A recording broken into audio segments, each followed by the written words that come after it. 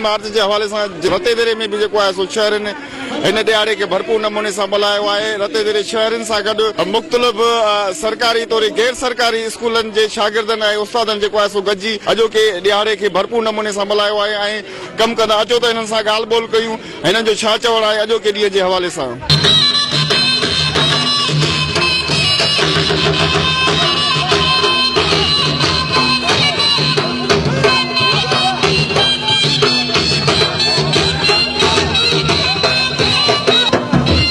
1940 में करारदार पाकिस्तान ठहराव पास थियो, जंहिंमें इहो चयो वियो त असांजो जेको क़ौम आहे, असांजो मज़हबी पंहिंजो आहे, हर शइ असांजो उथण वेहण सभु कुझु पंहिंजो आहे, त असांजो हिकु मुल्क बि असांखे जुदा खपे पंहिंजो। इन जे करे असांजे जेके बि वॾा पीर सन हुया उहे पंहिंजो जान कुर्बान कयूं, ख़िदमतियूं कयूं, असांखे असांजो पंहिंजो पाकिस्तान और ठहराव पास जॾहिं थियो असांखे दार करे ॾिनो, असांजो मुल्क असांखे मिलियो, असां आज़ादु हुयासीं। हाणे जेके असांखे तकलीफ़ूं फेस करणियूं पवनि था उन्हनि जे बारे में असां पंहिंजे पाक फ़ौज जो हिमायत कयूं था। असां पंहिंजे पाक फ़ौज सां कठे आहियूं, असां पंहिंजो पंद्राणी पूरो क़ौम उन सां कठे आहियूं। असांखे जेको हुकुम मिलंदो असां लबे करे उन सां कठे हलंदासीं ऐं हलंदा रहंदासीं। पाक फ़ौज, पाक फ़ौज, ऐ राह हक़ शहीदों वफा के तस्वीरों वतन की मिट्टी तुम्हें सलाम कहते हैं। हमारे अब्बा आजाद ने कुर्बान और हमें भी किसी कुर्बानी से देर नहीं करेंगे।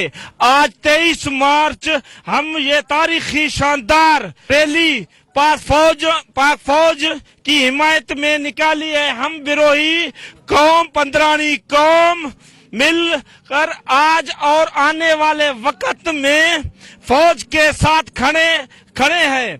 हम हर किस्म की कुर्बानी देने के लिए हर वक्त तैयार है। अगर कोई बैरूनी ताकत ने पाकिस्तान पर बुरी नजर से देखा तो उनके आंखें निकाल कर देंगे। अस्सलाम वालेकुम। जीअं त असां इहो चऊं था त इंशाअल्लाह असांजा बच्चा पाकिस्तान जे फौज सां गॾु आहिनि। असां मुहिबे वतन आहियूं, असां बि विरोही हिकिड़ो क़ौम आहियूं। इंशाअल्लाह पाकिस्तान ते अहिड़ो को वक़्तु आयो त इंशाअल्लाह असां विरोही हर तरह सां इंशाअल्लाह असां पाकिस्तान जे फौज सां, पाकिस्तान जे हर तरह सां असां ताउन जे लाइ तयारु आहियूं। इंशाअल्लाह कोई बि मसइलो मसाइल जे असां बि इंशाअल्लाह ज़िंदा हिकिड़ो क़ौम आहे असांजो पंद्राणी। असां पंहिंजे चीफ सरदार पंहिंजे सरदारनि सां गॾु पाक फौज जे हिमायत में असां रैली कढियो आहे। इंशाअल्लाह असां अमन परस्त में आहियूं, पर जेकॾहिं को वक़्तु आयो जंग जो त इंशाअल्लाह असांजा बच्चा पाकिस्तान जे लाइ तयारु आहिनि।